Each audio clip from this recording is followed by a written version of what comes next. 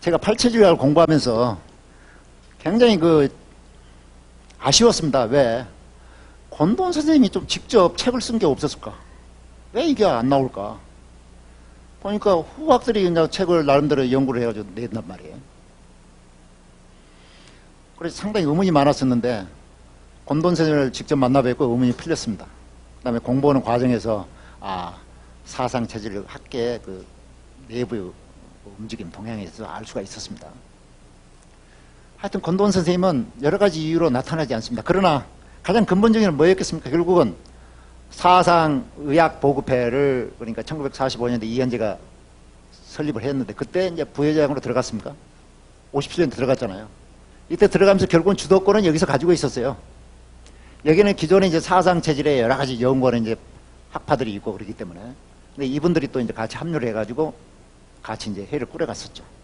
근데 아까 지난 시간에 말씀드렸다시피 이제 권도원 씨라는 분하고 홍순현 씨라는 이분으로 해서 팔체질론하고 나눠집니다. 결국은 이쪽은 친법 위주고 이쪽은 한양 유지예요.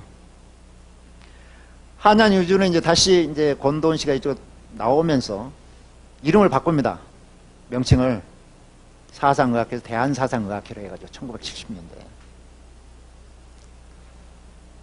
문제는 이거예요. 1965년대에 일본에 가서 이제 발표를 했잖아요. 뭐 여러 가지 그때 당시 에피소드가 많습니다. 한의학학회에서도 여러 가지 처음에는 허락을 안 해줬다가 뭐 실질적으로 그러면 한의사들 모여라 해가지고 시연을 벌써 했어요. 그럼 한의사 중에 지병을 못 고친 사람 나오세요 해가지고 그 자리에서 고쳤어요. 침으로. 그러면 나가서 발표를 한번 해봐라 해가지고 허락을 받아서 나갔는데 어쨌든 그렇게 되니까 침에 대해서 이제 이렇게 되잖아요. 그러면서 이제 사상체질하고는 좀 이제 멀어지고 사상체질을 부정을 하면서 결국 이현재 선생님한테 고백을 했죠. 저는 팔체질 이쪽으로 좀 연구를 해보겠습니다. 해가지고 했었는데 아무튼 그런 사정이 있었는데요. 1966년도에 1월 달에 체질침해에 대한 소론을 해가지고 그러니까 지난해 10월 달에 발표한 이 논문에 대해서 반박을 한 거예요. 누가? 이쪽에 이현재를 이게 잘못됐는데요. 홍순영. 그래서 권도원 씨가 다시 즉각 반박적인 그 논문을 게재를 합니다. 묵살당한 진리 그 모순성을 지적하며 대한의학학회지예요. 이게 결정적인 이제 계획인데요. 표면화된. 그래서 사상의학원은 이제 완전히 분리가 되어가지고 이렇게. 그럼 그 이후에 어떤 게 있었느냐? 이건 제가 직접 들었던 사실입니다. 알려지지 않는 사실인데 하여튼 사기죄로 피소를 당합니다. 그 명분이 뭐냐니까 논리에도 맞지 않는 체질 맥진법으로 사람들의 체질을 판별해서 병을 치료해 준다고 하면서 약을 팔아 부당이득을 취하였다. 해가지고 학계하고 정부하고 이렇게 해서 소송을 벌입니다. 근데 권도원 선생님도 모르는 사이에 소송에서 권도원 선생님이 이겼대요. 왜? 조사를 해보니까 약을 팔아먹은 한 건도 없어요. 침하고 음식으로만 치료하는 거예요. 사기죄는 성립이 안 됐는데 보사부의 젊은 직원이 찾아와가지고 사정을 하더랍니다. 자, 상황이 이런데 어떻게 하시겠습니까? 권도원 선생님 생각해보니까 참 젊은 공무원이 그 앞길이 창창한데 좀 불쌍하기도 하고 그 다음 내가 조직하고 싸워서 뭐가 이득이 있겠느냐 국가하고 대항을 해서 그래 내가 뭐 잘못한 것도 있는 것 같아 해서 인정을 해주는 대신에 행정처분으로 그러면 연말연시를 통해 가지고 며칠 행정처분하는 걸 끝내겠습니다 해서 이렇게 끝났다는 사정이 있습니다. 자, 그러니까 권도원 선생님은요 사기죄예요. 사기죄. 객관적으로 체질을 판별할 수 있는 기계도 없는데 그 다음에 그 맥진법이 뭐 누가 공인해 준 것도 아니고 객관성이 없다는 거죠. 그걸 빌미로 해가지고 너 돈 벌려고 하지 않았느냐. 권도원 선생님도 참 이게 숙제죠. 왜? 체질이 판별이 잘못되면은 차라리 팔체질을 모르고 진행하는 것만 못하다. 왜? 잘못 판정이 되면은 체질식을 잘못하면 정반대로 나갈 수가 있다. 상당히 위험하다는 거죠. 그래서 여기에 가장 중점을 뒀습니다. 뭐냐면 과학적인, 객관적인 맥박 측정기예요.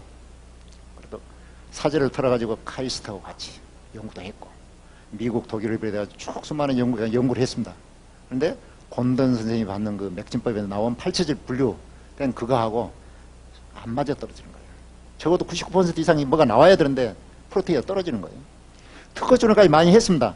제가 국립도서관 가가지고 자료를 쭉 써보니까 특허 출원 게 여러 건이 있더라고요. 아무튼 이게 숙제입니다. 그래서 제가 권돈 선생님을 처음 뵀을 때 말씀을 드렸어요. 박사님, 저와 같은 후학들 정말 독하게 해가지고 팔체질 여기에 빠져가지고 있는데 제발 선생님 빨리 좀 책 좀 쓰십시오. 혼란이 지금 초래되지 않습니까?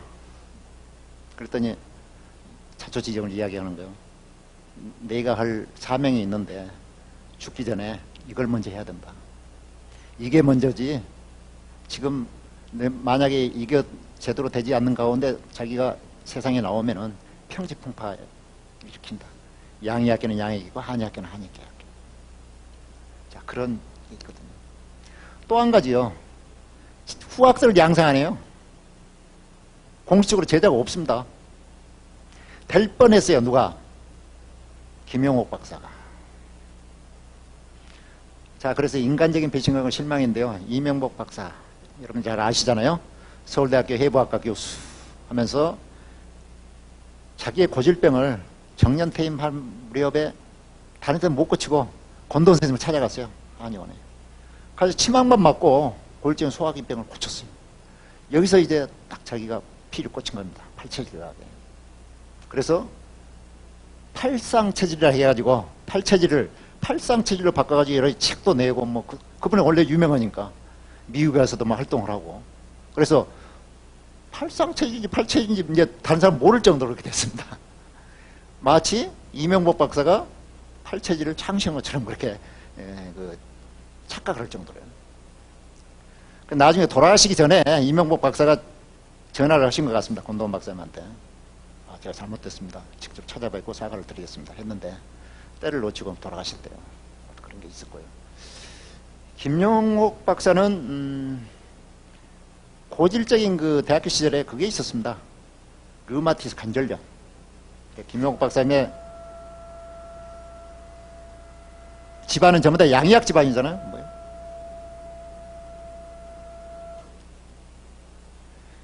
그래서 처음에 다 양반계통으로 쭉 치료를 했는데 가면 갈수록 더 몸이 나빠지는 게 계속 약을 먹을 거 아니에요.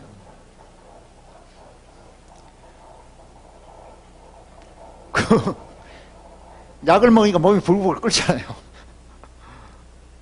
그래 나는 이제 폐인이다. 나는 뭐 세상 뭐 이대로 나는 끝나는 모양이다. 해가지고 고향에 내려가지고 휴학계를 내고 고향에 내려가지고 이제 시리에 빠져 있었는데 어떤 집사님이 찾아와가지고 말하는 거예요. 자기 남편이 권돈 선생님한테 치막만 맞고 고집병 고쳤다. 너도 한번 올라가 봐라. 올라왔대요.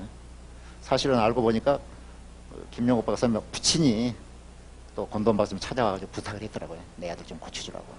그래서 어떻든 간에 김용옥 박사님이 올라와가지고 권돈 선생님 그쪽에 하루도 빼지 않고 한 6개월 정도 침을 맞았어요. 그럼 나섰어요. 그럼 쭉 보니까 야 세상에 이 침 하나 가지고